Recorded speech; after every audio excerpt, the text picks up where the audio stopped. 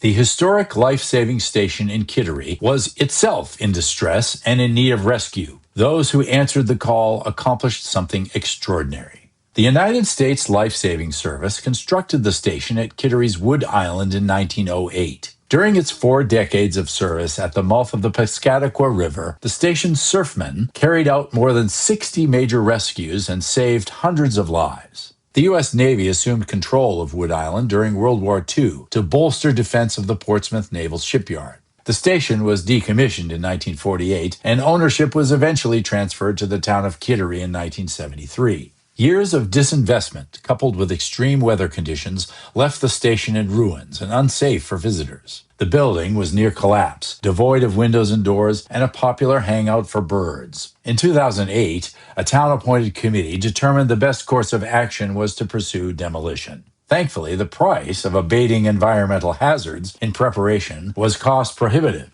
The town instead put out a call for proposals in 2011. The lone submission came from the newly formed Wood Island Life-Saving Station Association, or WILSA. The untested nonprofit negotiated with the town for 5 years to secure a final agreement, a period which included renewed calls for demolition by the town and citizen-led petitions to counter. The turmoil landed Wood Island on our list of most endangered historic places in 2012. The final restoration agreements were signed in 2016.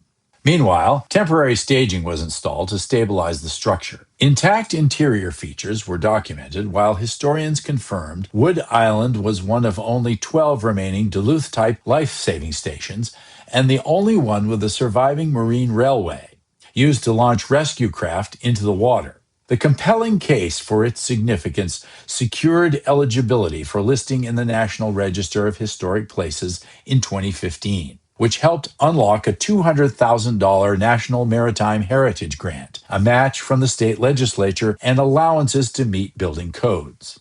In a dynamic move, WILSA quite literally called up the National Guard.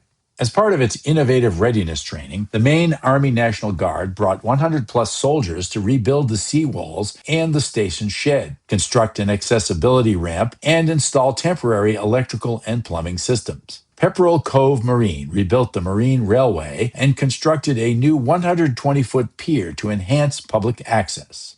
State and federal grants funded cleanup of asbestos, bird waste, and lead paint. Nearly 100 tons of material was removed, including original features like trim, beadboard, and flooring that would either be abated and reinstalled or used as patterns to fabricate replicas. Berwick-based preservation timber framing followed behind the cleanup to repair the structure, install a new roof, and secure the building envelope with shingle siding, doors, and hurricane-proof windows. Careful restoration of the interior included the return of salvaged and replicated woodwork, new plaster walls, and beautifully reconstructed tower stairs by Roe G. Cole. The project included rebuilding of a rare 8-oared rescue boat from the 1930s called the Mervyn Roberts that now puts the rebuilt marine railway back in use.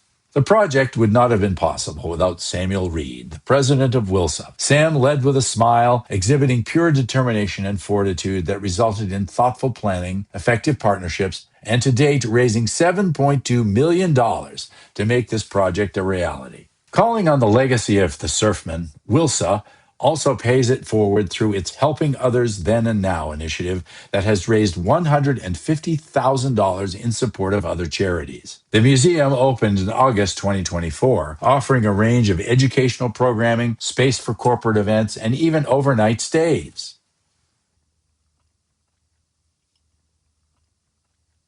So this wasn't just the restoration of a National Register eligible building.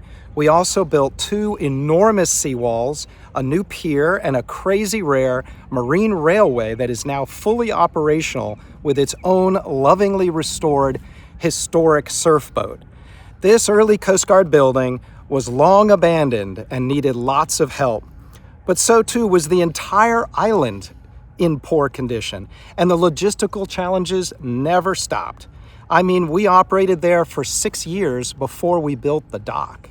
This is the 17th year of work at Wood Island, and it's been so rewarding. Massive thanks to all of the members of the Wood Island Board for their nonstop dedication, and our executive director, Laura Miracle Worker Calhoun. Thanks also to our many generous individual donors, foundations, as well as state and federal funders. National Park Service and EPA were critical early backers. Thank you all, and thanks to our army of volunteers. Speaking of Army, most noteworthy was our use of the Maine Army National Guard to help us. We want to encourage others to use the National Guard for historic preservation in the state of Maine in the years to come. Believe me, you can get a lot done with 120 soldiers for 30 straight days. They built the seawalls as their annual training and did a lot of other work too. They came in 2018, 19, and 21, just amazing. And there was no bill for their outstanding labor. Besides the U.S. Army, the U.S. Coast Guard and the U.S. Navy have been hugely important partners at Wood Island and continue to be. Thanks again, Maine Preservation.